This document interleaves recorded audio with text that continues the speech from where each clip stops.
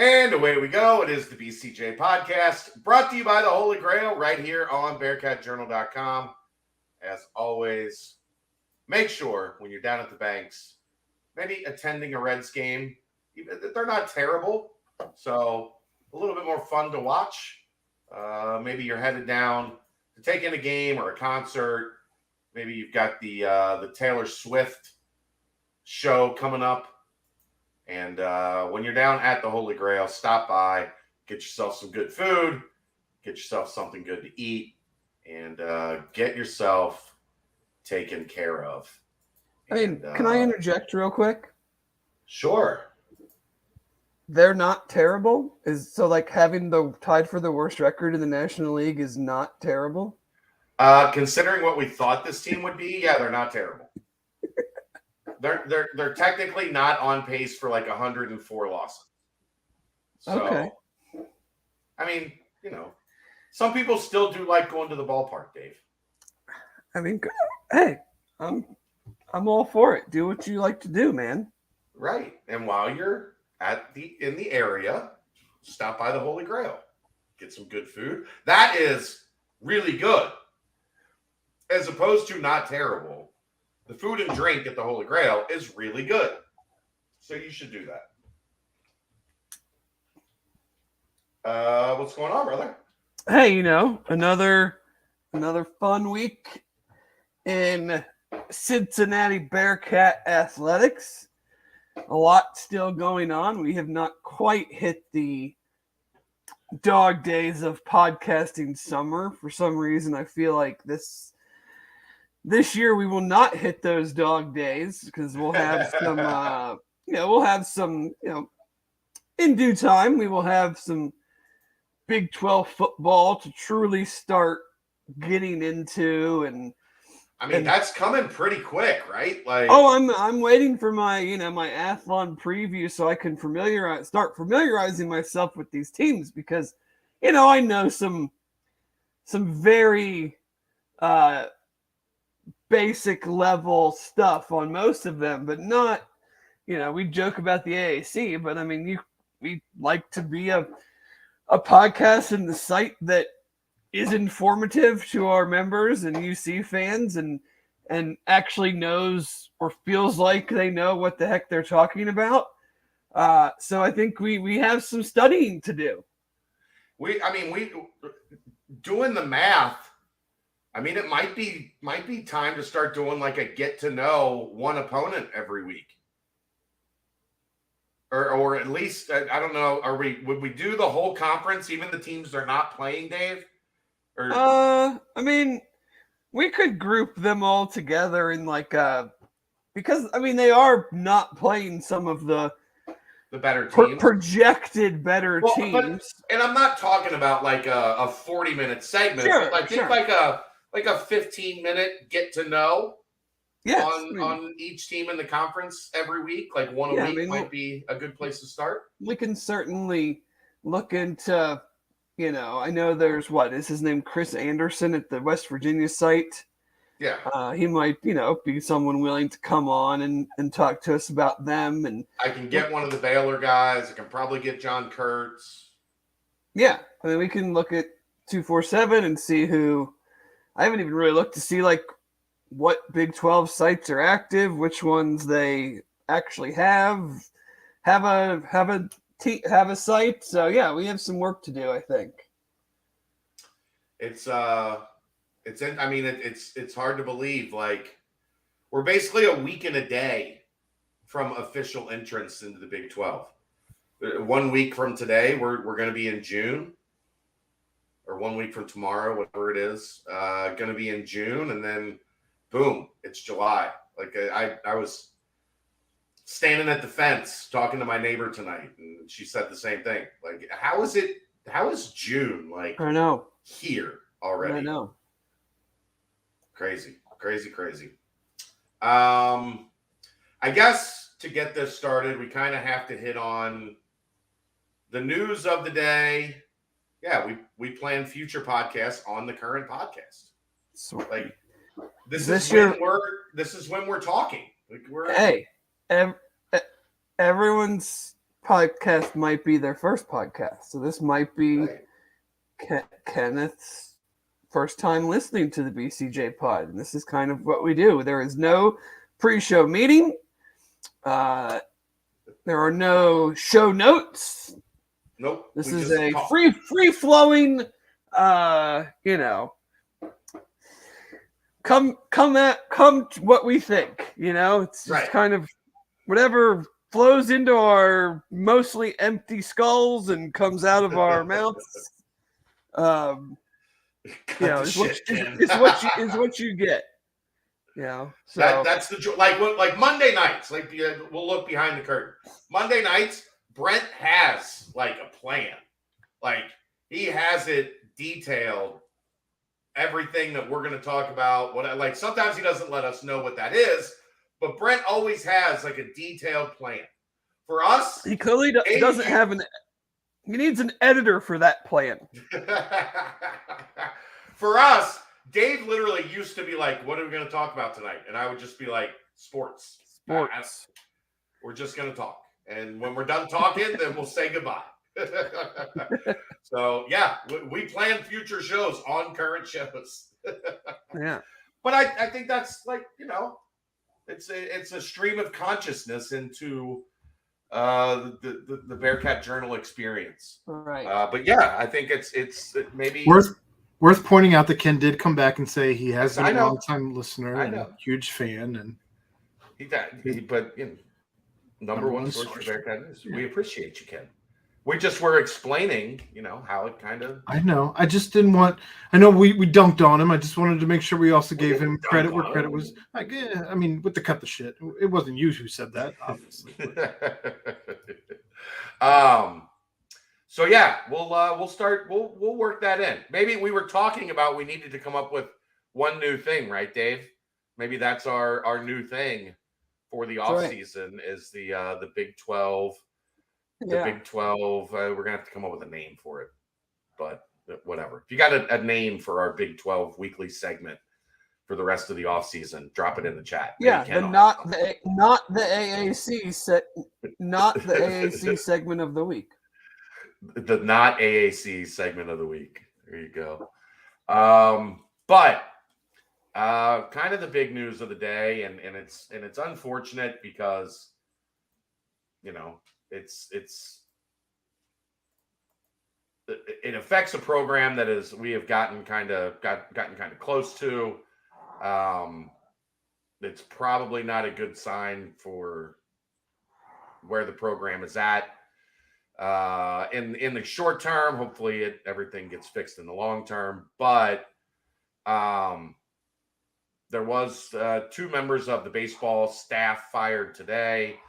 A report by Fox 19 detailing that essentially, according to them, what happened was there was a parent of a player gambling on the team, and the 2 staff members knew about it and did not report it. That's about as far as things have gotten right now. Ultimately, what it says is, in this day and age, Dave, you got to be careful, because as we are starting to see, as the gambling world makes its way into college sports, the checks and balances are going to be serious. Yeah, for sure. I mean, there's multiple companies that are working with, whether it's the NCAA, whether it's conferences, whether it's schools. I'm not sure how the relationship is exactly working, but there are multiple companies that are monitoring this, and I think it's too easy to say they're just geo-tracking and seeing where the bets are coming in from, because like the Alabama coach that got fired, baseball coach that got fired, he wasn't placing the bets. He had a sound. I mean, I don't know the full details of the story, but was it his friend or something actually placing the bets at the Red Stadium? He was like on the phone, so I'm not sure, but I mean, and again, like you said, the details are sparse in this. I don't really understand it. If a player's parent is betting on the games and those coaches did report it, like what were they going to do? Well, you cover your ass. Right, but like, okay, so you report it, and then what? Like, you tell the guy you can't do that, and he goes, okay, and then he just keeps doing it. Like, I mean, what is the repercussion? It's, Yeah, but I mean, ultimately, though, if you know it's happening, you have to report it. Of course. I mean, but there must be some rule in place that about a parent of a player, like, because what's the difference in that person versus me going to every one of their games, or me knowing as a Bearcat Journal person, like me having a better understanding of the baseball program than John Q. Public, and me, but like I'm just trying to. I don't understand like why you have to report it. Well, you have to report it because ultimately what that could lead to is parent of player bets money on games, gets player involved in making sure the spread is covered. Well, I mean, that's pretty hard to do for one guy in a baseball game. What if they're starting pitcher and they're betting on the games that kid is the starting pitcher? Well, sure. I mean, that's why you have to be ultra. I totally understand. I mean, I don't know what they can do to the parent. Right. That's what I mean. I'm like, and so that's not their problem. The problem is the coach. The coach is knowing and not saying something, but like that's where I'm like, okay, well, what is the point in necessarily in like why is it so important to them to tell the university that we know of a player's parent betting on the games? So that it doesn't come back on your program, that there's a fear that you're fixing games. Yeah. I mean, who again, Dave, like when you go through the recruiting process, guess what coaches do? They get to know the parents really, really well as the players. So yeah. And maybe it's more than anything, it's image.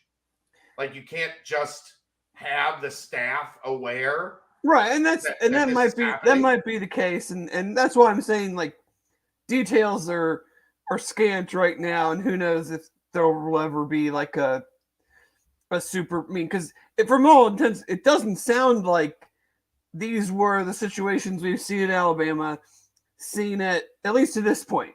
Of course, there could be more that comes out. We're just reporting and discussing what's known at this time. What we're discussing, what's being reported, right?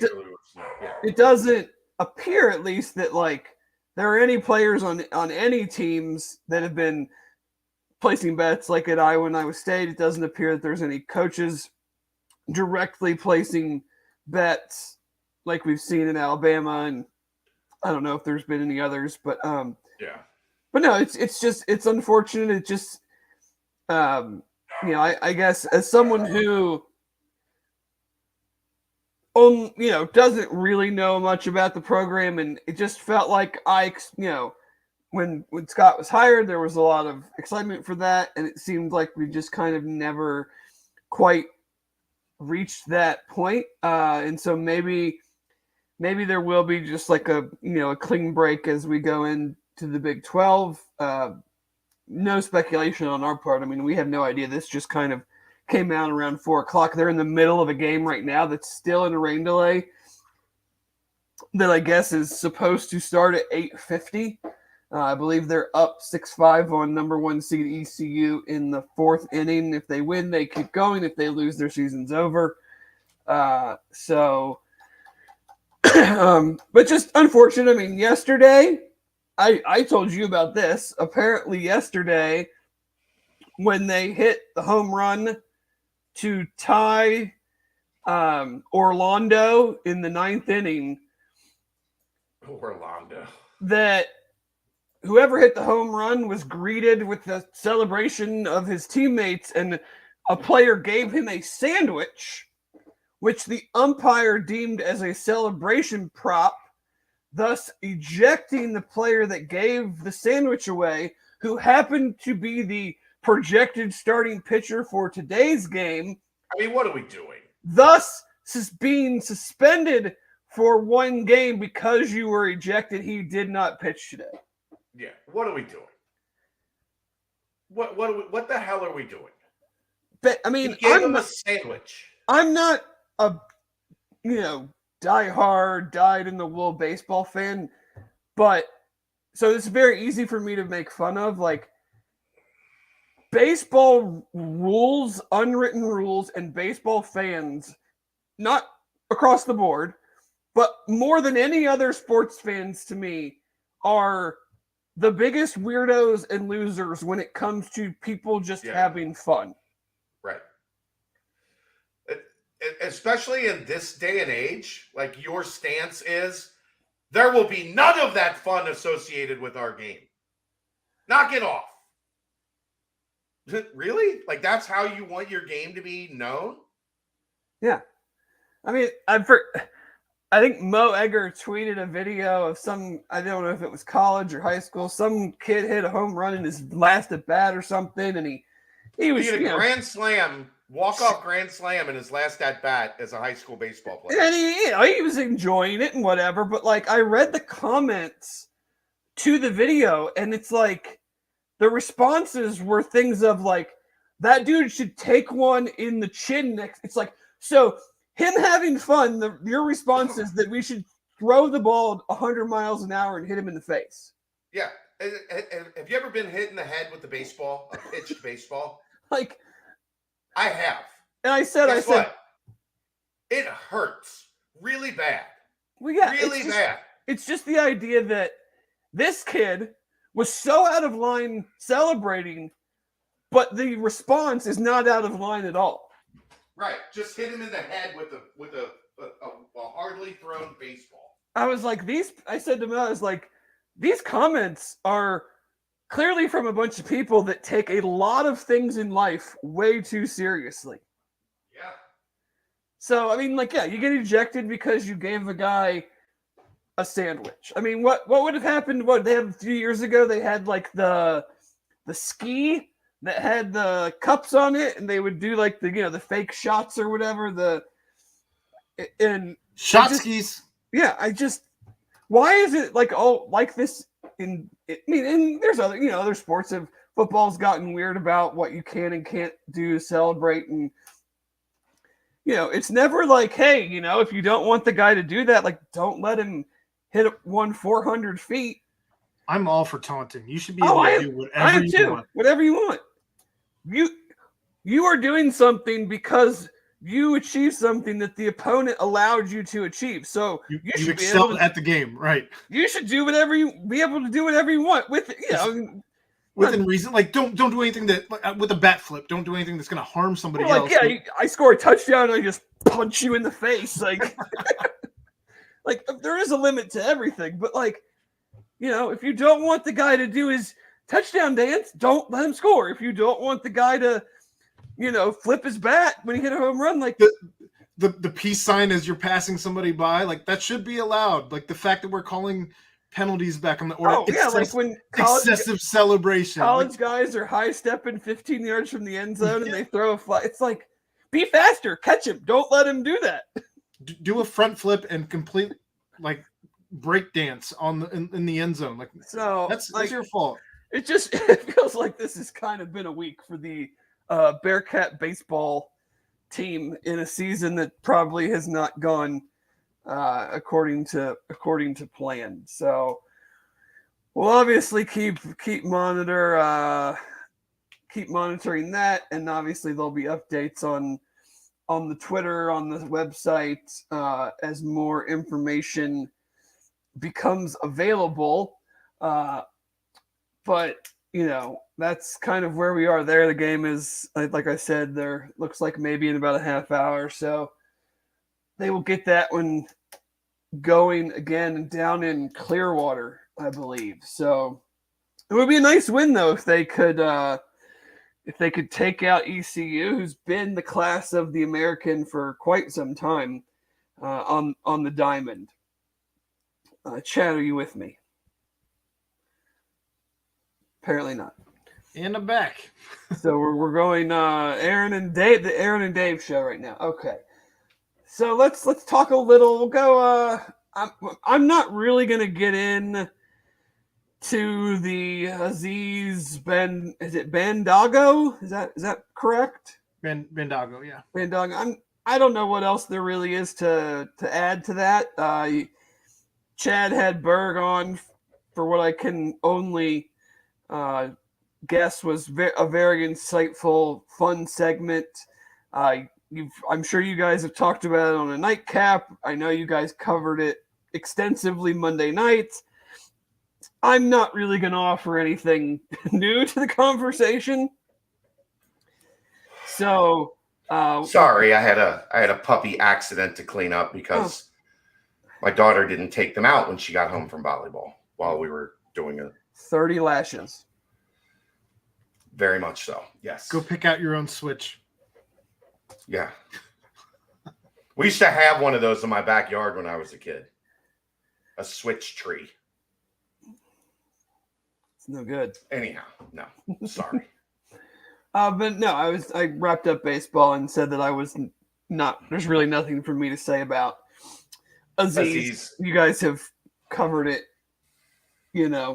I would imagine about as well and as thorough as needs to be covered. And I'm probably not going to, enlighten anybody with any new thoughts or discussion points. So, thoughts on the roster as it currently stands?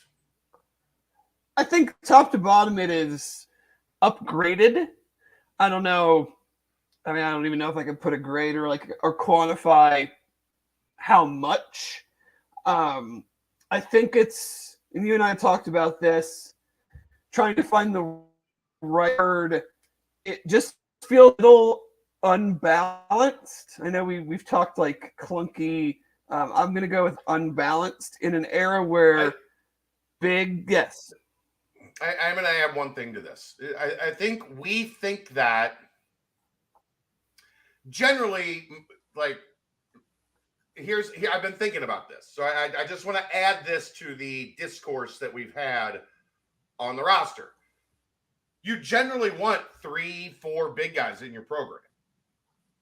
Yes. Like attrition, depth, foul trouble, injury, whatever. I think where our brain goes to unbalanced is potentially because 3 of your top 4 players are going to be what look like centers. Well, right? And I think also you want them in various stages of development where now you have 3 guys, all quote unquote centers, that are all kind of at relatively, they need to play 25, 30, whatever the number is. Right. So it's you don't have a sophomore who's ready to play, but only 10, 15 minutes. You don't have. Well, we talked about the development scale, right? Like you come in, especially as a big, you come in generally your first year, you sit. Your second year, you're a rotation guy. Your third year, you're a starter. Your fourth year, you're all conference. These guys are all essentially in years 4, 5. That's I think that's what you're getting at. So I mean you have 3 guys who are probably in your what I mean, throw the number out there, top 5, top 6, top 7, whatever. I mean, I don't know. Whatever it is, right. But and then they're all kind of at the same stage of where they see themselves in their career. It's going to be, a battle royale, so to speak, of who's going to be someone is not going to get the minutes that they want to be getting. What does that do? I mean, unless Vic plays almost strictly at the 4, and then the minutes at the 5 go between Aziz and Jamil, and then Vic plays the 4, and then you find what's the mix at the 4 with Vic. Is it Odie? Is it Josh Reed? Is it small ball? Is it big? That's the thing is and you would know better than me, but there's probably certain combinations there that you probably don't ideally want to play together, even if Vic can be more of a 4.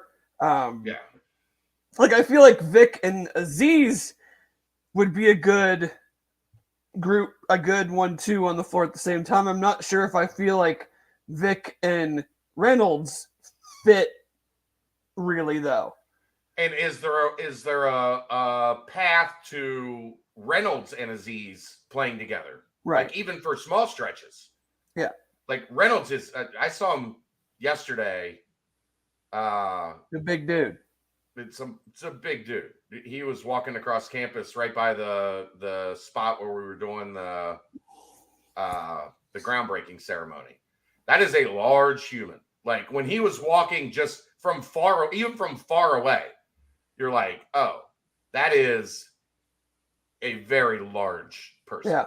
But I mean, these are high major problems that you hope that your coach and your team and your staff are capable of sorting out.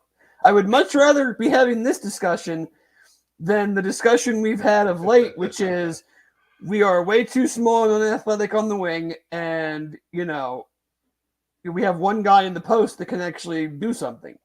Yeah. So, it's a better conversation. No, I'm not sure, and maybe I'll eat my words at some point, but like, I'm not sure UC basketball is ever going to get to the point where we're like, man, this roster 1 to 13, we just got freaking dudes everywhere, and every piece fits perfectly. And the thing is, that's not how college basketball even works anymore. No, right. It just doesn't. With the transfer portal.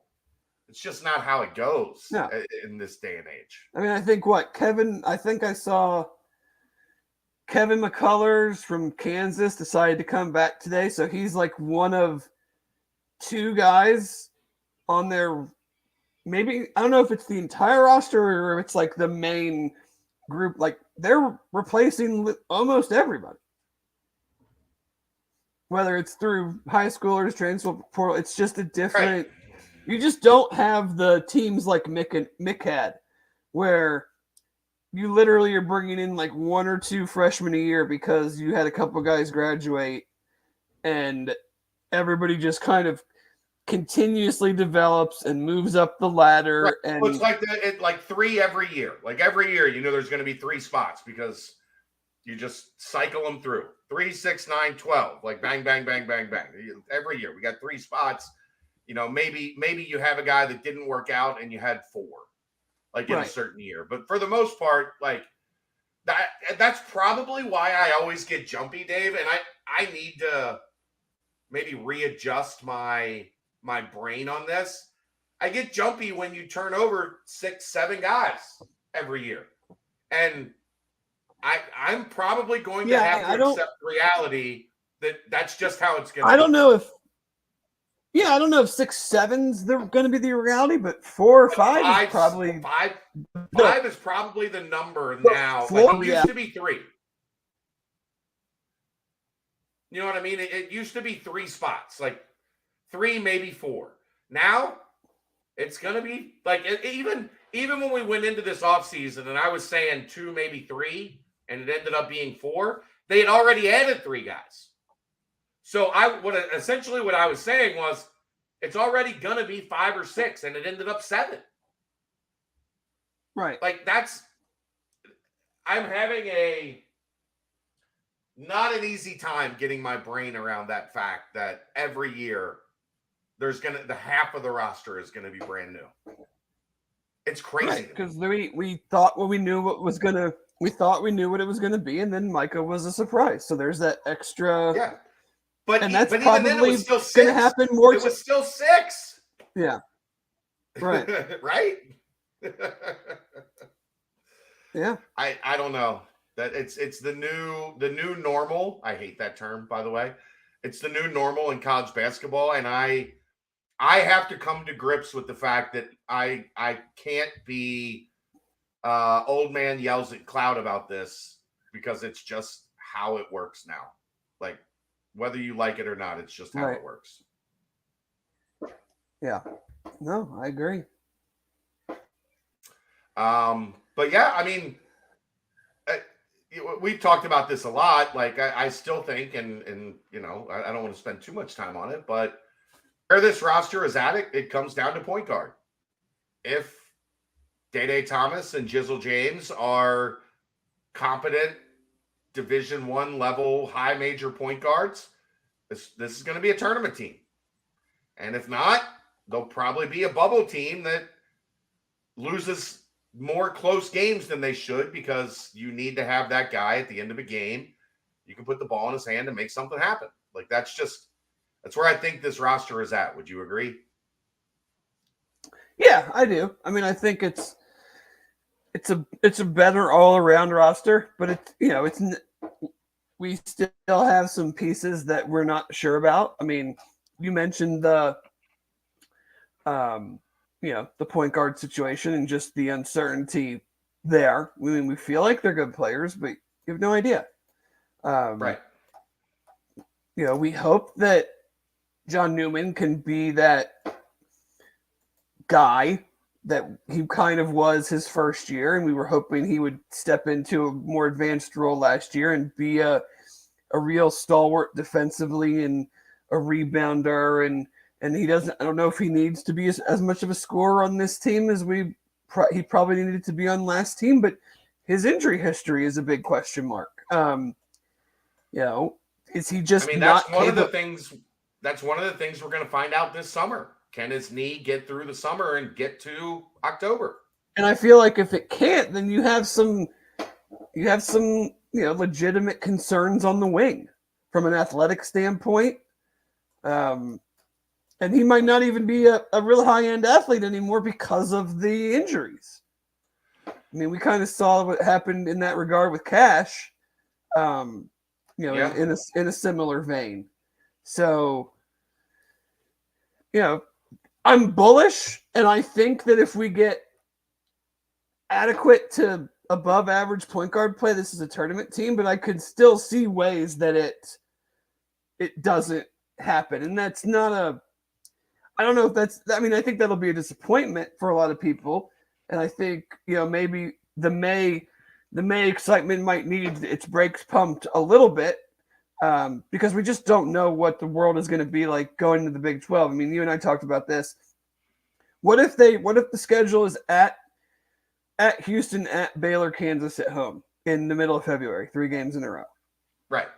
Like, and you could be playing great ball and you lose those three in a row and you get blown out in 2 of them.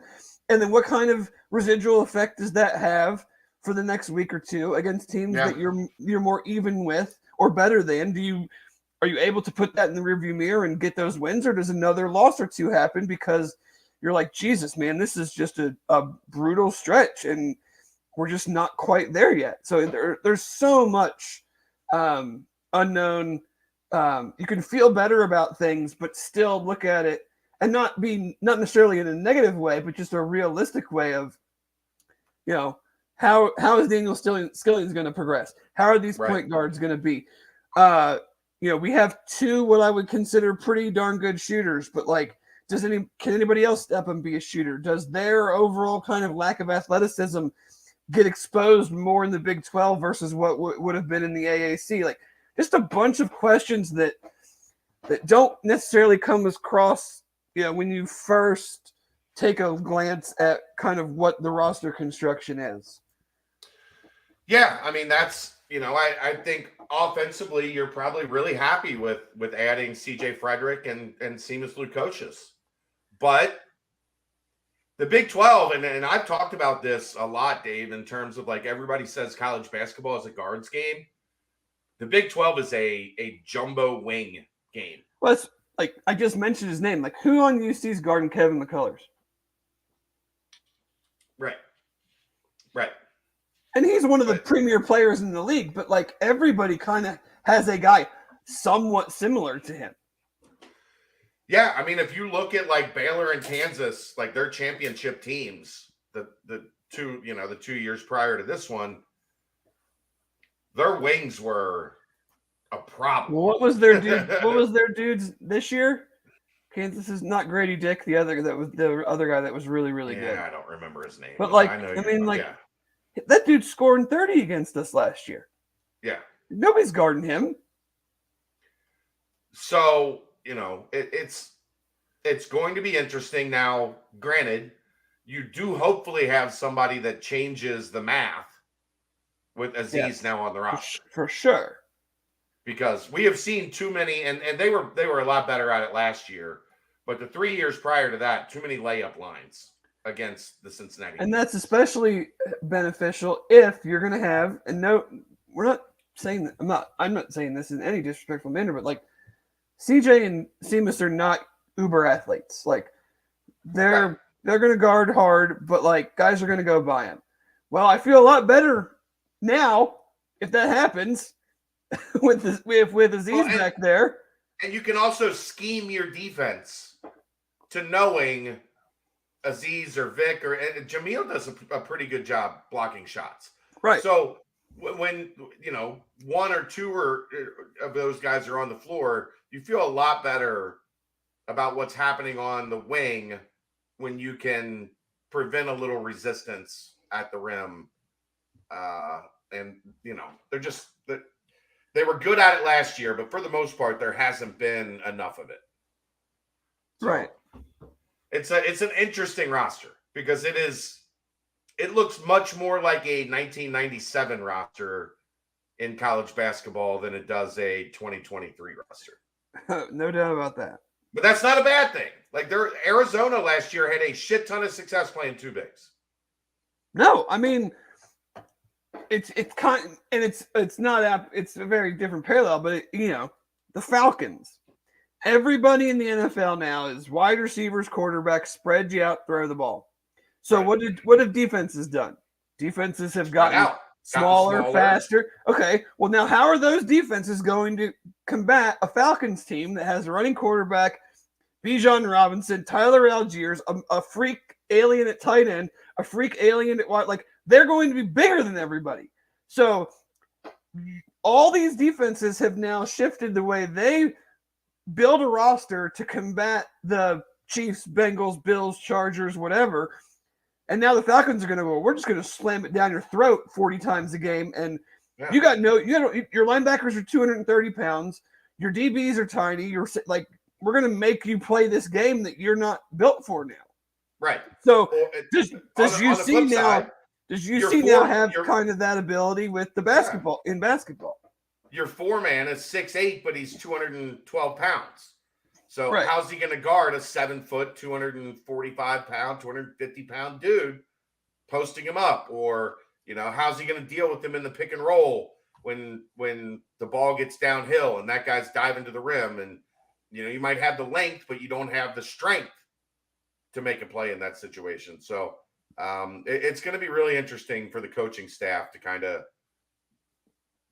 put their wares on display and show what they can do with the roster that, again, has the talent.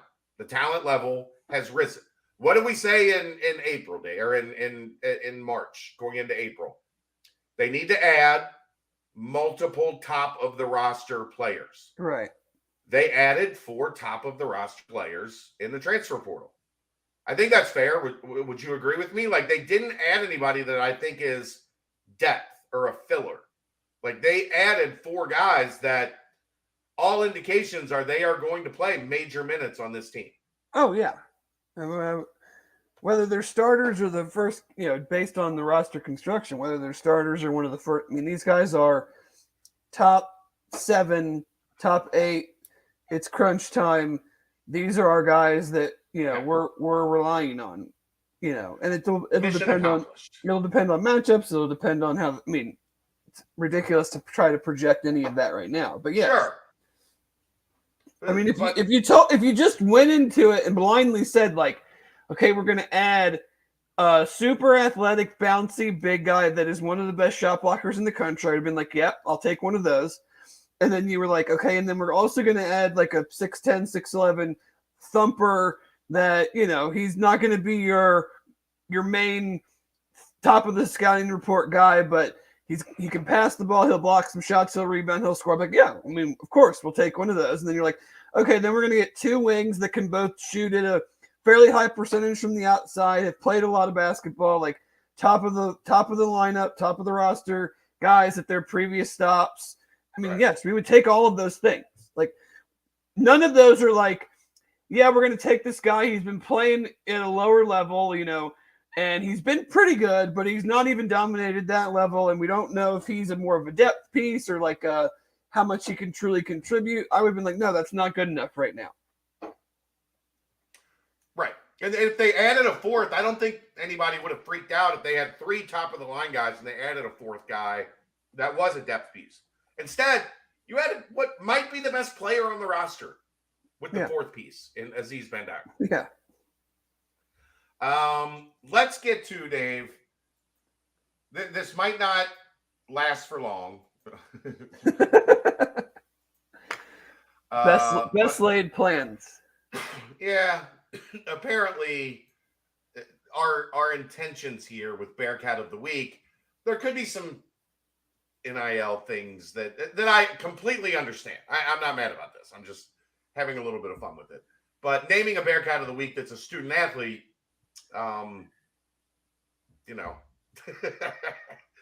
it doesn't work as the way that an idea like this would have worked 3 or 4 years ago. So we might have to come up with a new team ticker segment here. Maybe it'll be the Big 12 thing. Maybe as we look at the Big 12 teams, that'll be brought to you by Team Ticker. Maybe we can get them, I'm looking right now, Dave. They said there was rain in the forecast for today in Orlando. Oh. Or Tampa. Where are they? They're in Orlando, right? Clearwater. Tampa. You're talking about the baseball game? Yeah. Yes, it's in Clearwater. Yeah. So they had on the team ticker that there was rain in the forecast. Well, that was right. That's why you get team ticker. You find out important information, like there's rain in the forecast in Clearwater today. But this week I think we're okay. The team ticker, Bearcat of the Week. Team ticker, one-of-a-kind sports sign for Bearcat fans. Its high-tech retro display provides daily updates of the latest news, stats, schedules, betting odds, and much more with no subscription required. If you're looking for a perfect addition to your man cave or a gift for that special Bearcats fan, go to teamticker.com and pick up your team ticker today. It's a local company. 2 UC alumni started it. It's easy to hang with the provided hanging kit. It plays the fight song at game time. High-tech, retro-looking display. It's officially licensed through the Collegiate License Company and manufactured right here in Ohio. Teamticker.com through Memorial Day weekend, 50% off. This thing's awesome. Like, for real, if you have a man cave, like with any sports theme, memorabilia, whatever it is, and you don't have this, you're doing it wrong. You're doing it wrong. It's a fantastic, unique piece. You can get it on the ground floor. Bearcats are the only ones that have it. Make all your, if you have any friends that are, I know I don't. So, like, if you happen to be unfortunate enough to have friends that are Ohio State fans or friends that are Xavier fans and they come over and you let them in your house, which is another story unto itself, and they see that, they'll be super jealous. And you can be like, yeah, well, you can get one, but it's only Cincinnati. So for now, it's for now, get bigger, but you can get in on the ground floor. And right. when your UC friends come over, the first thing they're going to say is, "What is that? Yeah, where'd you get that? Where do I get that? Well, I want one of those." So there you go. Teamticker.com. I think this one, we didn't even put it up for nomination this week, Dave. I think you nailed it. And I think it was the direction I was going to go as well. Team Ticker Bearcat of the Week, Mr. Larry Shakely. And Mrs. Shakely. And Rhonda. Larry and Rhonda. But yes, the Shakeleys. I mean, they have... The Shakely family. Every sports program needs a Larry Shakely. And Cincinnati now has one. And we need more of them. More Larry Shakeleys. I feel like we've probably made that, not me personally, but he made a great joke at the find some other people's phone numbers. Basically, he told Karen Hatcher, like, don't call me, I'll call you. Yeah. It's not you, it's me. Right. Don't call me, I'll call you. But I mean, the funniest joke he made was talking about like pulling up to campus a couple weeks ago, and they had already started the demolition of the Shakely Athletics complex. Yeah. And he was like, I didn't even get to say bye to my first child. I didn't get like a brick or anything. But Larry's awesome. Like, I always love when he's at practice and we get a chance to stand on the sidelines and talk, and he'll pick my brain on what I've seen. And he's around enough. Like he really knows his stuff and follows it as closely as anybody. He is legitimate diehard Bearcat fan, and the program is better for his existence. That's the best way I can put it. So absolutely, him and his wife deserve all the props, all the thank yous. I mean, every major program has at least one, and we need some more, as we joked. But I mean, that guy has he's meant a lot to where this athletic department has gone from, when they joined the Big East to where they are now. Yeah, I mean, he joked, or not joked, but like it talked about when in his opening statement at the press conference.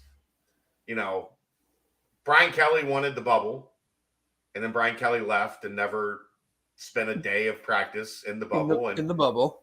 And Butch Jones was kind of the benefactor of that, philanthropy, if you will.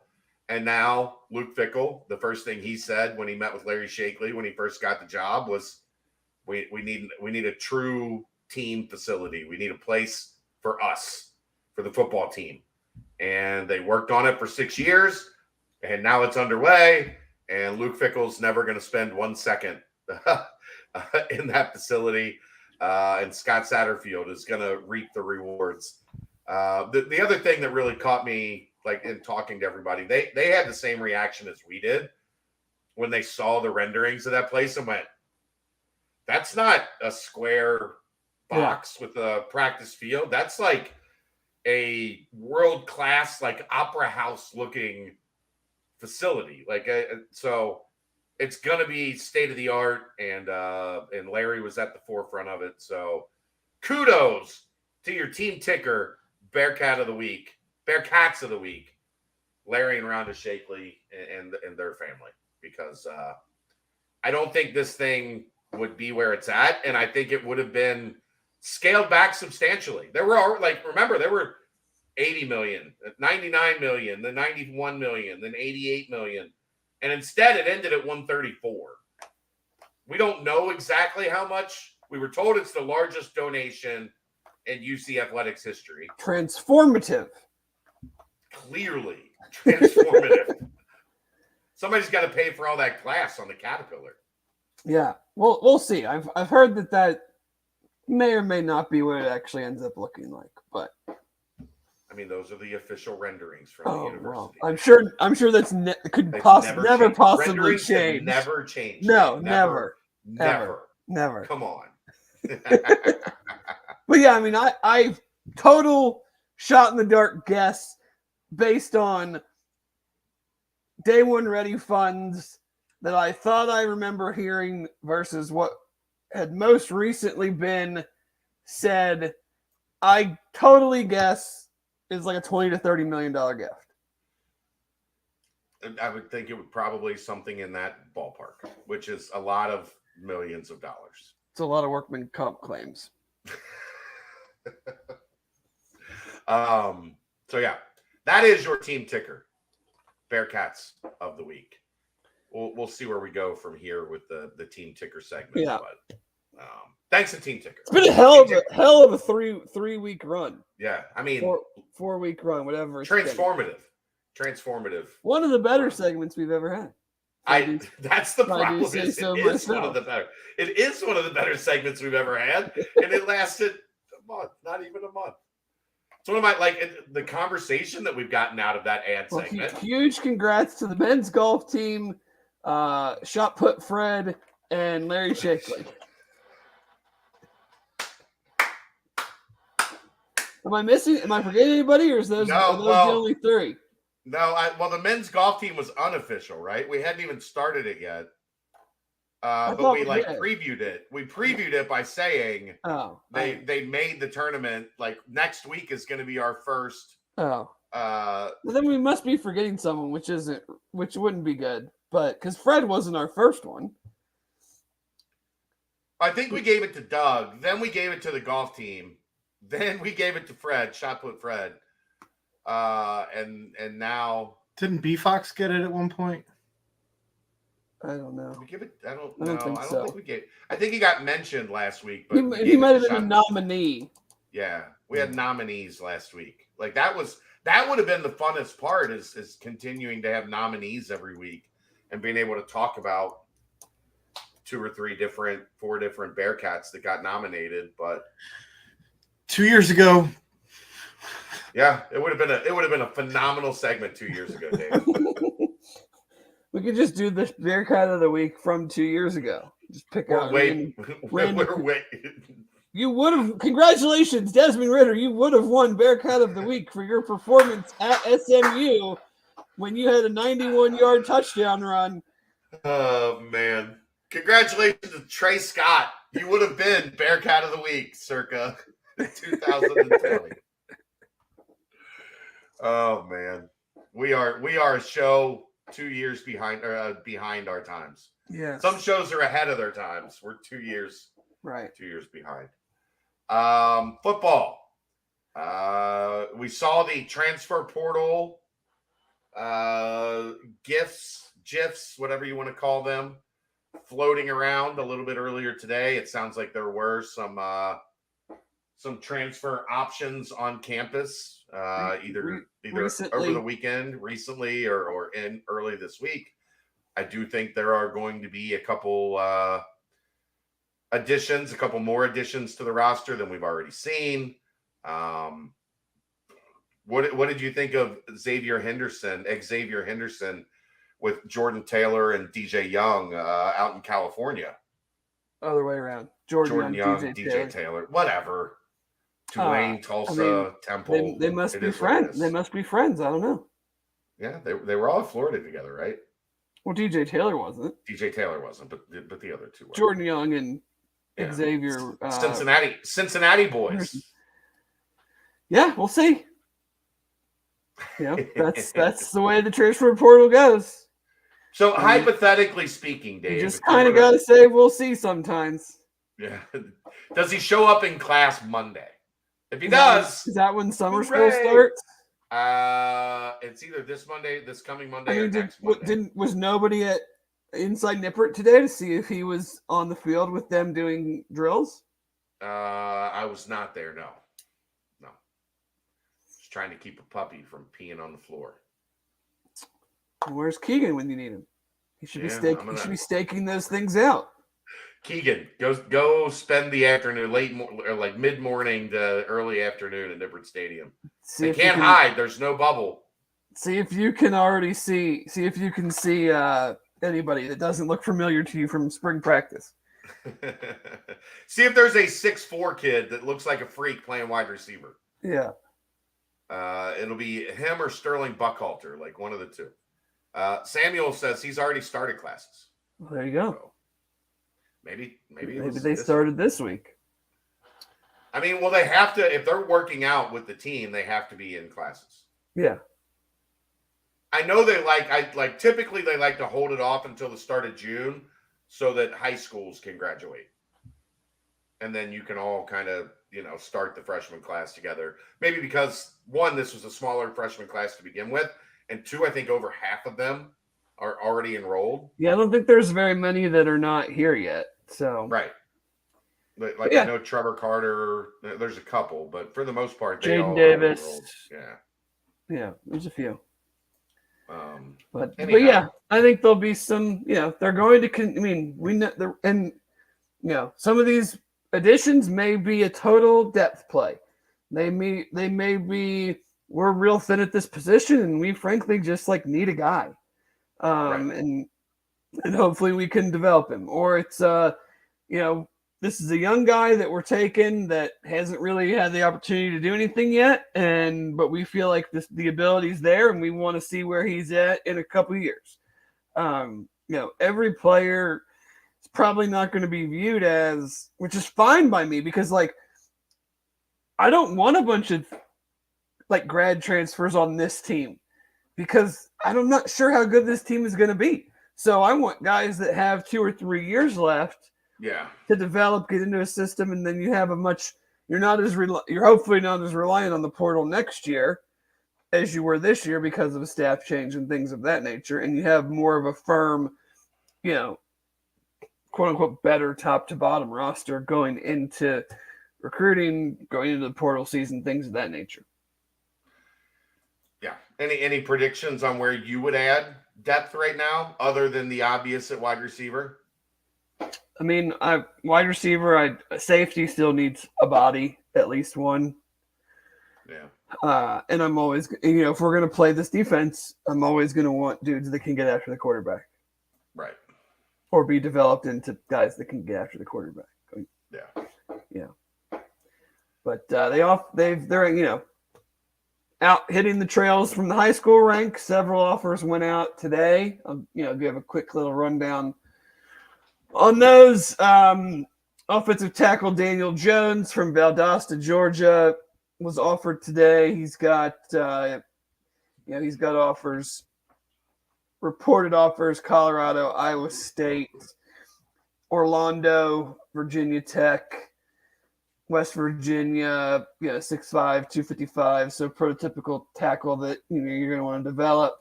Locally, Traymar Harris, athlete / I think wide receiver out of Winton Woods, offered today. He is the 247 composite 27th ranked player in the state, has an 87 composite ranking. Feels like he's maybe favoring Michigan State. I believe he's got Purdue official lined up, but he's also got offers from Georgia Tech, Indiana, Kentucky, Pitt, as I said, Purdue, Virginia Tech. So will be interesting to see if we ever can crack the Winton Woods. Kentucky, shocker. Would have never guessed he had an offer from Kentucky at Winton Woods. Yeah, That's so Winton strange. Woods. Yeah, it is. Let's see. Zedrick Washington, a linebacker from Macomb, Mississippi, offered today. Good size. So I'm kind of wondering why his offer list is a little scant. 6'3", we list him 6'3", 225. Reported offers: Arkansas State, Jackson State, Southern Miss, UAB, the Raging Cajuns of Louisiana. So, one to watch there. And then later on this evening, Trey Lenhart, a safety from North Oconee High School in Georgia. Trey is what the kids like to call smart. Offers from Army, Dartmouth, Duke, Columbia, Holy Cross, Lafayette, Lehigh, Navy, Penn, Yale, Tulane, and that's about the main ones. App State, Bearcat, 6'1", 200-pound safety. So we are in offer. That's what they call him now? They call him smart? That's what they call him now? Smart. That is. So we are in offer season, visit season. I know Coach Combs and his wonderful hashtags has been in Cincinnati, Dayton, Warren County, Butler County, 3 days in a row. I saw quarterback coach Pete Thomas was at West Carrollton today, so he's probably hitting up those Montgomery County, Dayton area schools. So probably just going to keep seeing the steady stream of offers and trying to lock in these summer officials now. Quay Birdsong tweeted the other day, looks like he's got his official visit locked in for the weekend of June 9th. So, we'll continue to see how that goes. No additions to the class in the last week or so. Still sitting at, I believe, 19th nationally. Sitting at the 10 commits still. So yeah, but that's with summer officials coming in the next 2 weeks. Like, we're about to see an uptick in momentum, or at least you would hope. Oh, you have officials plus you have camps too. So we'll definitely to have 10 already is a 10 commits already is a very strong start. I mean, you have the heavy hitter are up in the mid-teens. Georgia 16, Michigan 17, Notre Dame 16, LSU 15. But for the most part, a lot of teams are in that. A lot of what you would call the top line teams are in the 7, 8 to 14 range. So they're right in there with, they're certainly not behind. It's not an issue that we talked about way back when, where if we got to June and there were 2 or 3 commits, then I would have some trepidation. But instead, there's 10 and they're in the top 20. Like, it's okay. For everybody there's a couple people that like to panic and be negative about everything. You look stupid. Oh, they have an 87.07 combined player average. Rating. Yeah. So, yeah. I mean, they need to get it up in the, I think to be truly, competitive and on the verge of having those teams that are going to compete to win a Big 12 championship, I think they need to stack classes in the 88, 89 range at minimum. Will they ever get it to 90 and higher? I don't know. I mean, you need some 5 stars or a whole lot. That means you need to average a 4-star. Like your average is a 4-star. That's if we're being realistic, given looking at Big 12 history, even it's not super likely. Probably not. I mean, not short term, at least. No. I mean, Oklahoma has 6 commits right now. Their average is 91. Texas only has 3 commits. Their average is an 88, but that doesn't mean anything to me because they only have 3 commits. UC would have the most commits in the Big 12 currently. Texas Tech has 9. Let's see. Oklahoma State and Iowa State have 7. I would be very concerned about West Virginia and the trajectory of their program, as they have 3 and have not been good the last few years. Right. UCF only has 4. Houston has 1. What does Dana do? What do you do here? I wouldn't really call it working. For those that have seen that movie. But yeah, I mean they're outpacing the teams that are coming in. They're doing quite well against the teams that are. I deal with the goddamn customers. What's wrong with you people? I'm a people person. Has anyone seen my stapler? You see my stapler. So, but yeah, I mean that's kind of it on recruiting, right? All right, I got a fun one here for you, Dave, before we get into the realignment portion. Okay, what's that? NCAA conference FCS realignment extravaganza. Yeah. NCAA FCS sorry? football. NCAA FCS football. It's a Twitter account. They asked ChatGPT, which is artificial intelligence, the top players in FCS football, which used to be Division 1A of all time. Okay. Number 1, Jerry Rice. Okay. Number 2, Steve McNair. Okay. Number 3, Brian Westbrook. Sure. Number 4, Tony Romo. Okay. Number 5, Randy Moss. I would put him ahead of Tony Romo. Joe Flacco, Carson Wentz, Dexter Coakley, Trey Lance, and Adrian Peterson. I will just say this. If you want to make Jerry Rice number 1, okay, I understand. I was at Marshall when Randy Moss played FCS football. There's never been anyone dominate FCS football the way that Randy Moss did. Right. No one ever. It was the most unfair thing I've ever seen in sports, Dave. Like Randy Moss standing there with a 5'9" corner that runs a 4.8 and just looking at him and looking at like Jake Kresser, if you remember him. Eric Kresser. Eric Kresser. He played for the Bengals for a little while. And then Chad Pennington just looking out wide to Randy Moss and Randy Moss pointing to the sky like, just throw it up. Just throw it. I will get it. It's the present day. Jamar's down there somewhere.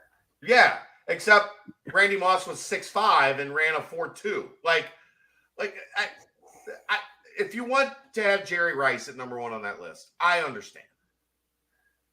If Randy Moss isn't number 2, what are we doing? What are we doing? He's up there. I might still have Steve McNair ahead of him. Just because he was a quarterback, essentially. Well, and just because, yeah, and he was like, I don't know. I think Marshall was pretty damn good even before. I think their final FCS year, they had 9 guys that played in the NFL. Right, like they were a really good program, and Randy Moss went to Florida State, went to Notre Dame, and ended up at Marshall for various reasons. Sure. Like Steve McNair went to Alcorn State because that's where he went, and they weren't any good, and then he was unbelievable. Okay, I'll give you. Okay, we put Randy Moss is not behind Brian Westbrook. Not behind Brian Westbrook and Tony Romo. Absolutely not. Give me a fucking break. No, definitely not. What are we doing? So this still tells me that artificial intelligence has a ways to go. We're not there yet. Artificial intelligence. I mean, Brian Westbrook was a really good running back at Villanova, but I don't think he did anything like Randy Moss did. There were 2 games in the beginning of the Division I AA playoffs. The one because he only played in one. Maybe that's the argument. He only played 1 year in 1 AA, right? And then they moved up to FBS his second year. Yeah, when he almost won the Heisman. Right. There were 2 games in the beginning of the playoffs where he had like 270 yards, 3 touchdowns at halftime. And it was like he doesn't even have to, he didn't even dress for the second half. He was such a freak. Like you've never seen anything like it. Like I think my favorite Randy Moss story from Marshall was his first year. They were in the Southern Conference, and the track team was like this close to like being, conference champions, qualifying for the NCAA tournament, or like the NCAA meet, whatever. And they were like, "Hey, Randy, can you come run 2 events?" And he hadn't run track since he was like a sophomore in high school. And he came and ran those 2 events, and he just dusted everyone. Like the dude could have been Usain Bolt if he wanted to focus on track and field. He was it was unbelievable watching, like getting a chance to watch him in person. So, yeah, I'll give you Jerry Rice. I'll reluctantly give you Steve McNair. But in terms of who's the most gifted to ever play FCS football, I'll go one first. Randy Moss might have been the most gifted athlete to ever play in the NFL. Well, yeah, I mean, he had, but that's the thing is, like, he had no business playing at Marshall. Like, no. So, like, he's an yeah. FCS player, like, by circumstance, because he happened to play for a team in the FCS, not because he, like, didn't have any other offers and then became. He was an FCS player because he was born in West Virginia. And ultimately, he had to come home and, repair some image issues. Figure some stuff out. Right. But he did play a season in FCS, and there's no one that's ever played FCS football that was more of a freak than Randy Moss. I just saw that and figured we could. Coach Satterfield, and I'm surprised he wasn't in the top 10. And I was thinking about him, and then Coach Satterfield tweeted about it. Quarterback at App State. That's how I saw this list. Armani Edwards, who I would have thought would have been in the top 10. Quarterback when they upset Michigan, obviously that's what he's known for, but had an insane total career. While he was there, I believe he got drafted, was on an NFL team for a little while. Very undersized quarterback, obviously for the NFL, but ridiculous career at App State. At App State, yeah. And you had to have an App State guy on there. They were one of the dominant programs in FCS for a spell and maybe have the biggest win in FCS football history. So probably. Yeah. but nobody more of a freak than Randy Moss. No, sir. No chance. No how. No way. All right, let's get into as the Pac-12 turns. Oh, we got a bunch to talk about. This Okay, go. Like here. Well, no, you tell me what conference you want to start with, and we'll have a conversation about that conference. No, you're in the driver's seat. You get to talk about it's realignment with Dave. That's a new segment. Realignment with Dave. Take us on a journey, Dave. All right. Well, let's start with our friends in the Pac-12. There is a weird amount of discussion, scuttlebutt, whatever you want to call it, about Colorado all of a sudden. You have the 360 Sports guys down in Texas talking about it today, where they have some regents meeting or whatever they call it there that could be about anything, not necessarily about realignment for sure. Going like an hour over, there was an article by Barry Trammell, who has been a longtime sports writer in Oklahoma, has a lot of Oklahoma ties, discussing, his feelings. And it's kind of a weird one because Barry doesn't really strike me as someone that is interested in getting in the realignment weeds. So it's not a topic that I feel like he would be seeking out information. I feel like the information came to him, and for him to spend his time reporting on it. And he's mentioning Colorado, and I think he's soon or close. Sean, I want to say his name is Sean Keeler at the Denver Post, has recently written an article basically saying, like, you left the Big 12 because of Texas and Oklahoma, and you're now basically in that same situation in a conference where there are people that want to get out, and you need to look out for yourself and get back to the Big 12, where everyone seems to be headed in the same direction. Is that just his opinion? Is that a trial balloon? Is that greasing the wheels to get an idea of the sentiment of the fan base? If that were to, it could be just him just writing an article, total opinion based. There is just an odd amount all of a sudden of talk about Colorado and the Big 12. I will stay with my sentiment that I've had for a very long time, which is I will believe someone leaves the Pac-12 when I see it. So, to be determined, I guess, there. The Pac-12 obviously still does not have a long-term media rights deal. I do enjoy the competing reporting when someone like Dennis Dodd or Andrew Marchand says that there are no talks with ESPN and the Pac-12, and then immediately it seems like someone from The Athletic comes out and says that they are talking. And my thought is, well, that could mean that both of those people could be true. Like, in the black and white of it, yes, they could be talking. But how often are they talking? What are they talking about? Has ESPN basically just said, we're interested in this package, and here is what we're going to pay you. Call me back if that works. It's kind of, to me, it's kind of like the beginnings of a relationship. You meet a man or a woman. Are you talking once a week? Is it just casual at the start, or are you head over heels for each other and you're texting 3 hours every night? And is that like, I do not believe for 1 second that ESPN is doing that. They hold all the cards here.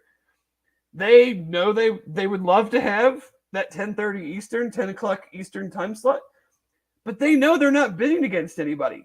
So why are they going to give the Pac-12 the amount of money that they want? I don't know where this ends. I don't know how this ends positively for the Pac-12. Because clearly if someone or multiple parties were offering a valuation even in the ballpark of what they are asking, they probably would have already had a deal. So why is someone like an ESPN, a Fox, an NBC Universal, an Amazon, whoever, why all of a sudden in June, when this has been going on for almost a year, are they going to now go and say, you know what? We now think that you are worth what you're asking. And yes, we now will pay you the amount that you have been holding firm on for so long. I don't know how that happens. More and more is coming out about the disaster that was Larry Scott, which as their commissioner, which is, boo-hoo. You guys as presidents and ladies, you hired him. You allowed him to rent office space that was $796,000 a month in rental. You allowed him to retrofit this office with production studios and all of these things that are now costing you $10 million to return the office now that they're out of it. They're still paying an additional $10 million to return it to its pre-existing form. They have this Comcast payment that they're going to have to bite the bullet on. Washington overpayment. Washington State's AD has basically come out and saying, we are freezing hirings. We are looking, and maybe some of this is their poor management of their own budget, but I'm sure they're not the only one that is in this type of a situation, with having to kind of look at their ledgers and see how they're going to do things now that they owe some amount of money back to Comcast, some amount of money. And the conference has the money to do this. They have rainy day funds. They have plenty of money. They distributed however many hundreds of $1 million. So it's not like these schools in this conference doesn't have it, but it's just another thing that just makes you go like, what is going on? How are they going to get a deal that satisfies some of these schools? Like, how are they going to get a deal that satisfies Arizona when it comes to showcasing their basketball team? Right.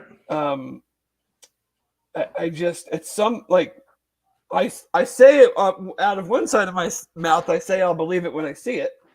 And then on the other side of my mouth and the other side of my brain, I'm thinking, like, what are you guys waiting for? Like, are you just going to go down on the Titanic for the sake of sticking together? Like, there's a report today from Jim Williams, who is a longtime media, I'll just call him person. I don't know if he's a consultant. I don't know if he worked these, basically alluding to the point that he's hearing from Big Ten people that there are Pac-12 ADs/presidents going to Big 12 ADs/presidents asking them to please don't poach our teams. So, like, we know that they're more valuable than us, but screw them. We want them to sync with us. So we're going to go behind the scenes and try to convince other leagues to look out for our best interest by not helping their best interest. Like, the whole thing is a mess. I'm here for it. I love it. I have a countdown clock going to one specific quote, and I pray to God that we get to this specific date and they do not have a deal yet, because it's hilarious. And we're getting damn close, and I never thought we would. But they are, I just don't know. I don't know where this magic deal all of a sudden comes from for them. And I've said before, I don't even really care if teams join the Big 12. Like, I would be fine with Colorado and Arizona. I think it would be great. But I'm kind of, there's all these meetings happened. You had all these meetings in Arizona. You had the network upfronts, which is like when they bring in all their big money people to tell them how great they are and why they should, pay for advertising and all those things. So you had this like steady stream of news over the last couple of weeks, or else I wouldn't really care about any of this.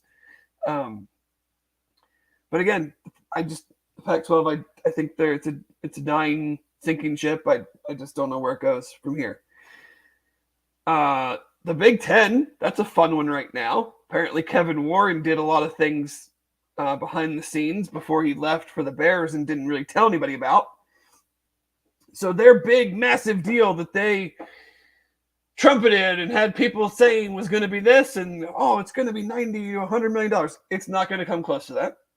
They are going to be paying Fox, I believe, roughly $40 million because Kevin Warren promised NBC the 2026 Big Ten championship game that he wasn't really allowed to promise. Convenient. Yeah, so they've got to pay Fox to, make them whole on not airing that. And then, so I found out an interesting thing. Do you know who actually owns the Big Ten's broadcast rights? I would guess Fox. Well, in a roundabout way, yes. The Big Ten Network actually does. Well, yeah, Fox owns the Big Ten Network. So all of this stuff is getting sub-licensed out. So that's why this is taking a little bit longer than I think people, at least I did. The deal is not going to fall apart or anything. Let's be clear about that. But there are certainly some things that this new commissioner and I think that's why when they hired, I think his name is Tony Patetti or Tony Petit or something. A lot of people were like, why are they hiring another TV media type experience guy? Well, now we're kind of finding out why. It's because they had quite a few things that still needed to be cleaned up post Kevin Warren. So they're going to owe 40 for that. And it's escaping my thoughts right now, but they owe another 25 for something else, and I can't think of what it was. So, but they're going to be paying out about $65 million again to these schools divided by whatever. It's not going to hurt them. Let's just put it that way. Right. But they're not going to be getting this crazy mega media deal that it seemed like was being publicized, however many months ago. And so now you have this issue with NBC. It wanted night games, so now you have several Big Ten night games, which for whatever reason, Big Ten teams have been. They hate. They want to play at noon. It's the worst time slot. Nobody wants games at noon. They talk about it's too cold. Are you kidding me? Our stadiums aren't winterized. You've been making $40 to $50 million a year for how long? And You can't retrofit your freaking stadium to play a game in mid to late November as if it's, 12 degrees out all the time. It is the most. In some places in the Big Ten, it is. Just to be fair. Crybaby, just get if you're gonna ever make fun of the South again, just stop. Yeah. Now you have Michigan State, Penn State is Michigan State. I guess made some concessions to help things out, which I don't really understand this one. How the location of the game itself works into this. They're moving the Michigan State Penn State game on Black Friday to Detroit instead of at Michigan State. They're going to lose anyway. So somehow that was part of this horse trading thing between the networks and, right. And I don't understand how the location of it matters. It's a dome, right? Detroit's a dome. Yeah, but why would that matter to NBC? Why would that matter to what channel it's on? Well, clearly because Michigan State Stadium's not weatherized properly, Dave. Who knows? I did find what does that mean? What does that mean? I don't know. Yeah, they're winterized. What? You can't turn the toilets back on because once you turn them off, they can't come back on till April. What does weatherized mean? It's like winterizing a boat or something. Right. Like, it's not a boat. It's a don't know. stadium. It's just concrete and aluminum. Yeah. Who knows? What are we doing? I found it hilarious, though, that Pete Thamel's the one that kind of broke all this. And obviously he works for ESPN, who now does not have any Big Ten rights. Sure. So it's like, yeah, let's expose all the issues that they're having. So you have this on the football side of things. You have the headliners, the Ohio State, Michigan, Penn State, ones that are kind of putting up a stink about the night games and the out late season games being at night. But then you also have Tom Izzo, who I like Tom Izzo, and I get what he's saying about like the streaming, because you want it as easy as possible for your recruits and your recruits' families to see the games and all this stuff. And there's gonna be a lot more basketball in the Big Ten in this new contract on Peacock, on streaming. But like, part of me is like, Tom, how do you think your salary over the last how many years has gone from X dollars to what it is now? Like, do you think it's just because you're just that damn good? Like, no, it's because of your freaking TV contracts. And if you don't want to be on streaming, then tell your AD and your president, like, I am so against being on streaming that we need to take less money from ESPN, and I will take less money in my salary so that because we have to be on linear TV. That I feel that strongly about it. If you're not going to do that, then shut the hell up. Right. Because all you're doing is whining. Like, we get it. Nobody wants to be on streaming right now. We're in this like middle ground of, yes, it's the future, but no one's quite ready for it yet. But we're paying for it like we're ready for it. Like, we get it. Right. I don't want to have to flip from Amazon Prime to, like when it's Thursday night football and I want to watch a college game and an NFL game. Like, I don't want to have to go back and forth or put it on an iPad or have I want to just be able to hit the return button on my TV and go from one to the other. But that's what's happening. That's what's going to keep happening. That's what's progressing. But like, if you don't like it, then don't take the money or else shut the hell up. Yeah. Like that's always been like the underlying thing that nobody talked about is the entire house of cards is right now built upon TV revenue or at least like media revenue. However it's disseminated out to the public. So for the longest time, the NCAA was their own overlords. Like, they set the rules. All the money was coming. Why do you think they built these 100,000 seat stadiums? Like, the reason that they built these 100,000 seat stadiums was so that the teams with the ability to fill them were the teams that made the most money. And then a new way to make money happened with distribution rights. And all of a sudden, those are now your overlords. They own you. Literally, Dave. They, like NBC, ESPN, Fox, they own college sports. Well, yeah, because they're basically telling the Big Ten, like, hey, guess what? Your commissioner that's now gone sold us this package, told us this is what we were getting and what we were paying for. So you should have either made more of a stink to him about how you didn't want night games, or he should have not sold it to us that way. But we own it now, and this is when we want the games. So deal with it.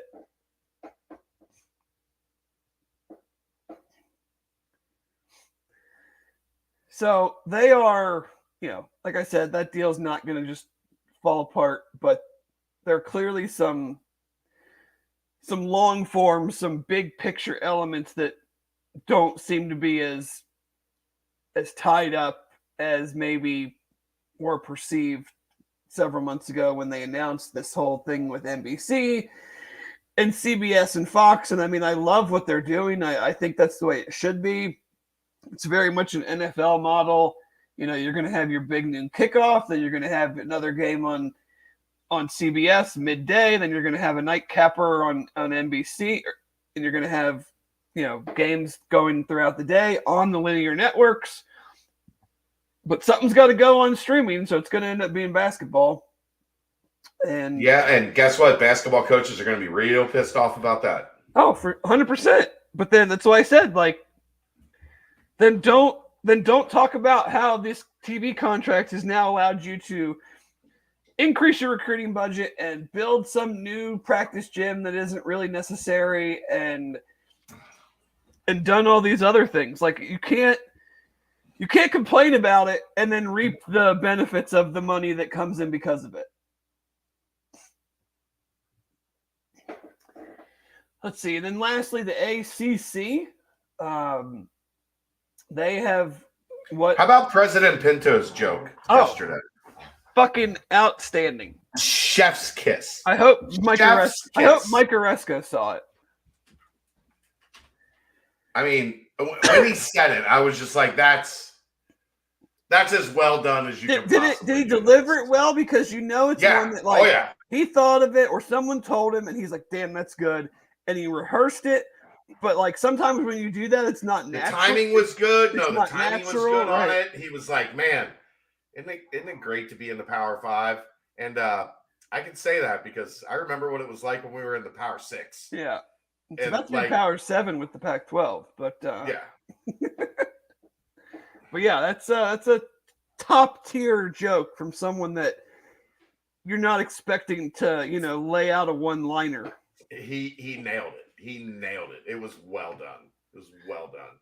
Yes, I enjoyed that. But the ACC has apparently, they put out a press release, so I guess it's officially as official as it can get. They're going to go to some level of uneven revenue distribution that is strictly tied to performance in revenue sports. Like, what is that? That is the instant death of a conference. Is that just basketball and football, though? Like, are there any other revenue sports? I mean, the problem is, what revenue do other sports generate to do? I guess like if women's basketball teams make the NCAA tournament, that probably brings in some. They'll probably get some level of revenue for that. Yeah, sure. Maybe your baseball teams if they go to the College World Series or something like that. But yeah, it's made to appease the Florida States and the Clemsons and the North Carolinas, but on one hand, like Aaron and I discussed last week, like if you're Boston College, why are you agreeing to it? And then on the other hand, like where are you going to go? Like if I'm Boston College AD and you're Florida State's AD, and you're like, we want unequal revenue, revenue distribution based on you kill what you eat. We go to the college football playoff, we should get more. It should not be divided between all the teams evenly. And I'm Boston College's AD. I'm going, okay, fine. Go find somewhere else then that will do that for you. Like, they don't. Well, Florida State would just go to the SEC. Oh, yes, because they could just easily just pack up all their shit and just travel over to Birmingham. Right, of course. Yeah, it's just that simple. Yeah. Like, how many times we've been told, we'll just join a Power 5 conference. Well, but Florida State can. But not if they don't get an offer. Well, no, the SEC would offer Florida State tomorrow if they knew they could. No, the offer has to come first. That's the problem. Well, yeah, but they're not going to give the offer because right now with the grant of rights, they know they can't. That's the thing. They have, the way I've read it and it's been talked about is no one's going to challenge the grant of rights until they have a reason to challenge it. Well, I'm just saying in your example, Boston College and Florida State, that's the difference between. And I could be A5 Wagyu Kobe beef and like. I could be 110% wrong. I don't think there is any appeal to the SEC to add Florida State. Florida State is still a major brand. They already own Florida. What does Florida State bring them? Florida State is still a major brand. They were a major brand in the 90s. They're kind of on their way back, but weirdly, that shit lasts for decades, Dave. I mean, if I'm the SEC, I'm not even thinking about them or Clemson. I'm thinking about Virginia and North Carolina. I know, but let's not kid. Virginia, come on, really? What has Virginia ever done? It's not about like That's that's an elite academic the institution. SEC I doesn't get it. need another team that's ever done anything. They have all the teams that do the things. You're right. That's fair. But in Virginia, they don't need another like. They're not Kentucky. in Virginia, Virginia's and they're Kentucky. not in Virginia, and they're an elite academic school. They're not in North Carolina, and they're an elite academic I get school. North Carolina. We've talked about North Carolina. Aaron and I have a lot. Oh, I think North Carolina has a massive. if fan something base. ever happened, like the Big Ten and the SEC would have a massive brawl over North Carolina. Yeah, I agree with that. I think they would fight over Florida State. I don't think the SEC feels that way. I mean, maybe they wouldn't have a massive brawl, but they would fight. So they're doing this whole thing, which I think is just a Band-Aid, because like, how does that change anything?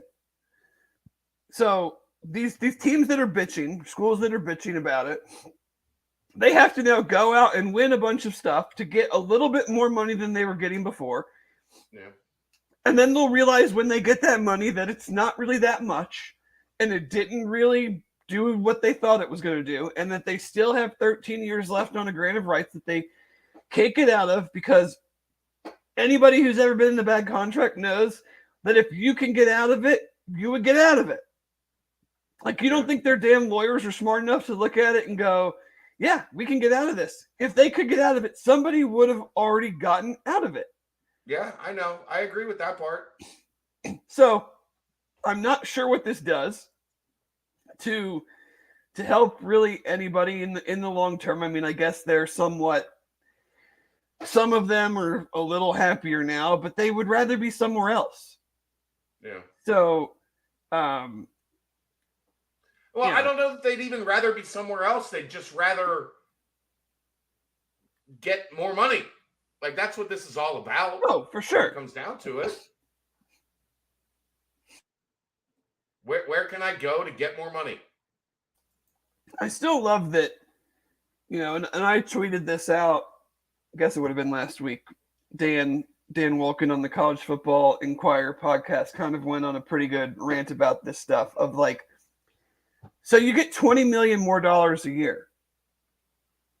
Yeah. Is that gonna that's the difference, and now you're gonna get good? Like, you haven't been good or that good or championship level good. And making $30 million a year. Ever. Making $30 million a year or more when you count everything together. But now that we've got $50 million, I mean, shit, sky is the limit. We're all of a sudden going to be great. And that's why I joked. I was like, UC's been pretty darn good at football and basketball for the last 20 years, having no money and crappy facilities compared to the teams they've been beating. It's a damn miracle they've won any games at all. Yeah. So it's like we've talked about that a lot over the years. Like, boo damn who that you feel like you're starting to get lapped by the SEC and the Big Ten. Like, they were lapping you before.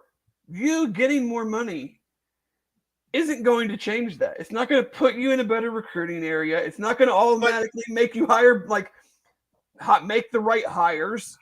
I mean, it's a pissing contest, and ultimately what happens is Florida State and Clemson and Miami say, why the hell are we a second-class citizen monetarily to Vanderbilt and Indiana? Oh, don't even go that far. GMAC brought it up. The Florida State AD said that it's unacceptable that they're making less money than UCF now. Yeah, UCF's going to make more money than them.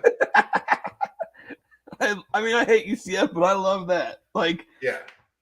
That's so damn funny. And I mean, I don't know if it's true or not true, whatever. I mean, they're gonna make about the same, you see that's the part that just cracks me up is these schools that haven't done anything. And this kind of dovetails onto my back and forth and my deal with Bill Connelly is like, UC made that was an interesting one. You love Bill Connelly. I like Bill. Connelly.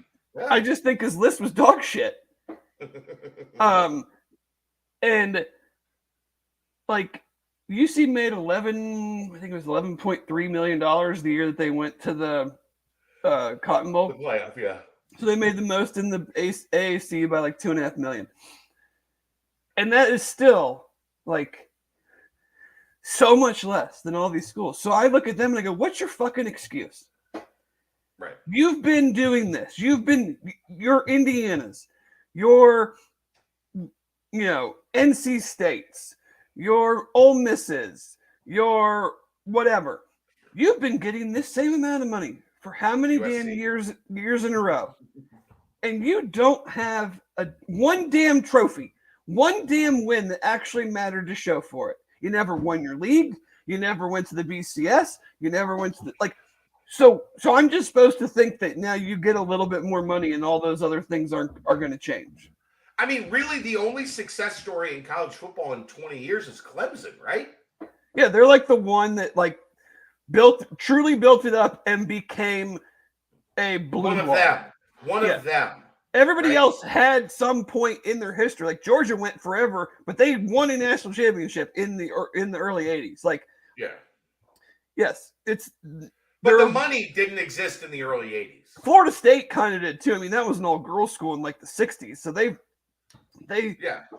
But I'm talking about since TV. Right. Forget since BCS TV era became a thing. Clemson's the only one. The only one. And there's been 15 of them, maybe not 15, 8 to 10 of them that used to be that now are just kind of Yeah. I mean, I would matter anymore. I wouldn't put them on Clemson's level because Clemson's obviously went to titles and won title, but Oregon is another one in that kind of realm. Yeah, but I'd put them up there. You're right. But yes, I mean it's very few and far between, and that's why I just laugh of And who's fallen off? Penn State, Wisconsin, Tennessee. Sorry, don't mean to. Oh, you don't have to be sorry. I mean, for a long time it was we were the butt of every damn joke. I mean, right. You got more money than practically anybody, and you can't even finish third in the SEC East. That stinks. Yeah. Generally. Yeah. I mean, just look at Miami. Look at Miami, Florida. Miami, Florida was easier. Miami, Florida was the program in the 80s and early 90s, and then they won a national championship with Larry Coker. They came back in the early 2000s. But I mean, a little. Then they don't. What's their cachet now? They play in a NFL stadium, off campus, and they win 8 games a year in a very mediocre conference outside of Clemson. So I don't know what their long-term plans are. Clemson did win a title.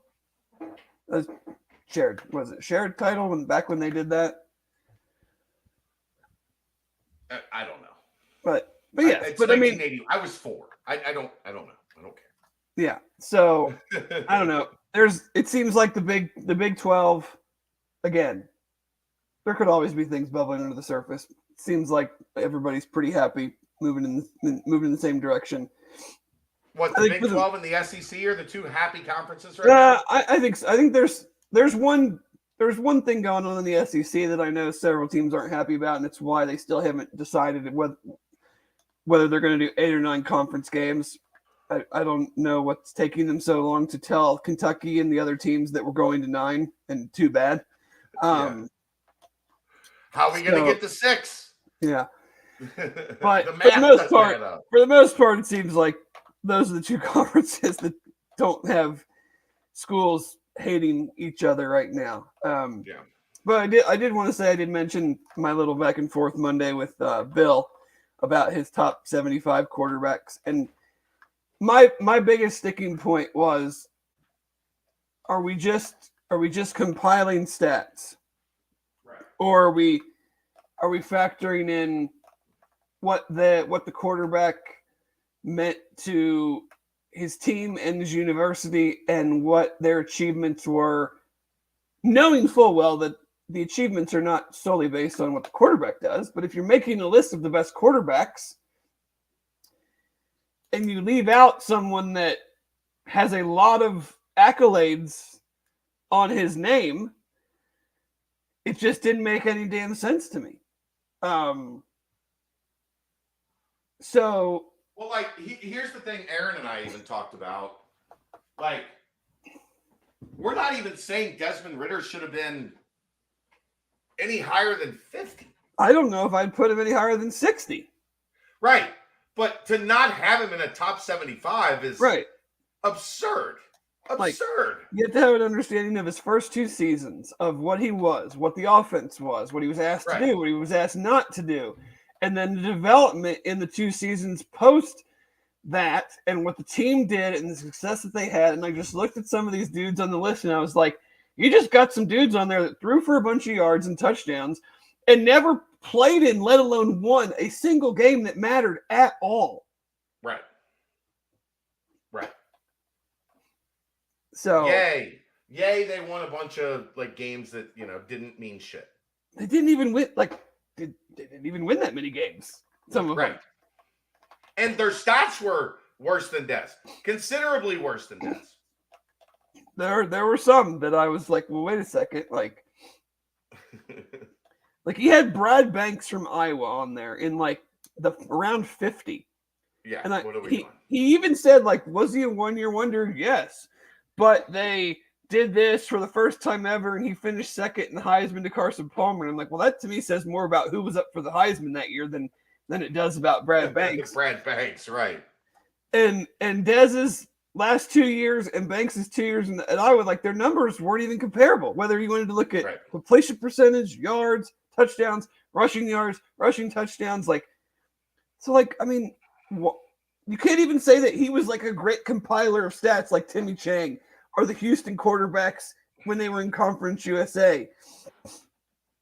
So, like, I was just like, you've got to be kidding me that, like, he's not even in like your top 60, like 62, 63. I would have had no beef of that. Right. I would have been like, yeah, okay, that's about right. I would have looked at it and gone like, well, I think he's better than this guy, but I'm not like quote tweeting him, telling him that basically saying you're an idiot. Then your argument is, okay, should have been 58 instead of 63. Like, that's silly. No, I'm not having that argument. To say he's not one of the top 75 in the last 25 years, stupid. Speaking of Bill Conley, is someone from Bearcat Journal going to be on cover 3 to do Bud Summer School? Bud Elliott and Bill Conley were like, they like started S&P or whatever, right? That's correct. Yes, I recorded with Bud on Monday. So I do not know when it's going to be released, but Bud and I had a really, really good chat on Monday about the Bearcats. And it went really, really well. So yes, like I said, I don't know when exactly my episode is going to come out, but it's going to be out sometime soon, I would assume. But yeah, it's in the can. I had on this shirt actually because I just put on this shirt to record that, and then I did another show, and then I took this shirt off, and tonight I was like, oh hey. I got that shirt over there. How long? 45 minutes. How long was the interview? It was about 20 plus. All right. I don't know, like, if they edit or chop it down, or I can be a little long-winded at times as a guest. I know that probably surprises people. Yeah. But yeah. So it was really good. I thought he had good questions. Thought we had a good conversation about, you know, where this roster is at heading into this season. So yeah, I'm looking forward to seeing that one because I thought it was really good. I gotta. No, I didn't wear the same shirt for 3 days, G-Mac. I wore this shirt for an hour, and then I took it off, and then I put it back on at the start of this show tonight. Come on. I'm a single dad now, but I'm not wearing clothes for 3 days. We're not to that point yet. We might be.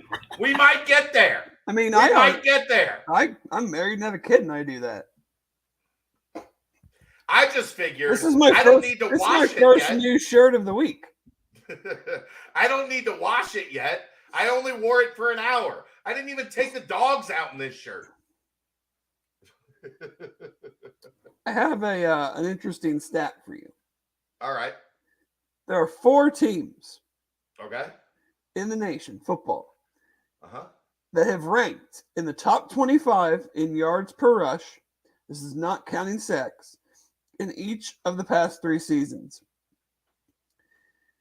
3 of these teams have actually been in the top 25 for 4 straight years. Can you name the 4 that have been in the top 25 for 3 straight years in yards per rush, not counting sacks? I would say Alabama, but wasn't the year that UC played them their run game? Yeah, it Like was just okay it was okay. It until wasn't. that It was. game. It was yeah, and until then. But it was like I would. So that would take them out. Generally service academies, right? Not in yards per rush. Yeah, that's true. And not counting sack. I mean, yeah. Yeah, So they not don't have sacks. So I'm gonna go Cincinnati. no. Oh, damn. There is a Cincinnati adjacent connection to this stat. Utah. No.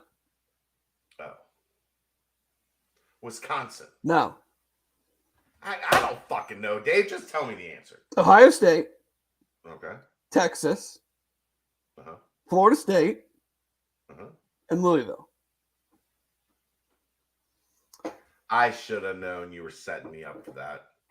And the I 3 should've known. teams that has actually happened in the top 25 for 4 straight years is Ohio State, Texas, and Louisville. Expect a lot of yards per carry, is what you're trying to say. Well, I hope so. I don't think there's a transitive property involved there. But I mean, it's the system is the same. sure. I mean, you got to have good players. The play caller is the same. Yeah. But yes, I mean, they have shown for the last to be consistent, regardless of who's at quarterback, who's at running back, who's at offensive line, that they have been able to run the ball. You know, I think having a dual threat quarterback, having a running quarterback helps in those numbers because, you know, you get a lot of, if you're not counting sack yards, you're getting a lot of what, not chunk plays, but like you're getting a lot of 5 to 10 yard runs or more out of your quarterback. You're not running him 300 times where you're getting, you know, 3.5, 4.5 yards a carry. Right. So if you're not counting his sack yards, then he's probably has a pretty good yards per carry average. I'm sure Malik Cunningham did. I think that's probably the hope with Emory Jones. It's like watching Mike Warren. Like Mike Warren, you knew was going to get 3 yards. Yeah. Every time he touched the ball. I think maybe one of the most impressive stats I ever recall like covering was that there was a season where Mike Warren was tackled behind the line of scrimmage twice, and one of them was a bowl game. It was 0 or plus yardage, and he carried it like 400 times. Yeah. And he just never got tackled behind the line of scrimmage. No. Hopefully we get more of that. That would be nice. Yeah. Hopefully we get one of my really big wants for this network is I want a Big Uglies podcast, and I would love for it to be Garrett Campbell and Kyle Trout. That'd be fun. And just to talk about, you know, interior line play, the things that really get people excited about football.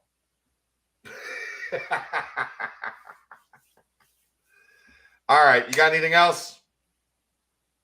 I don't think so.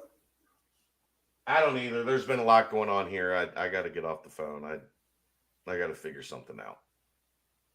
All right.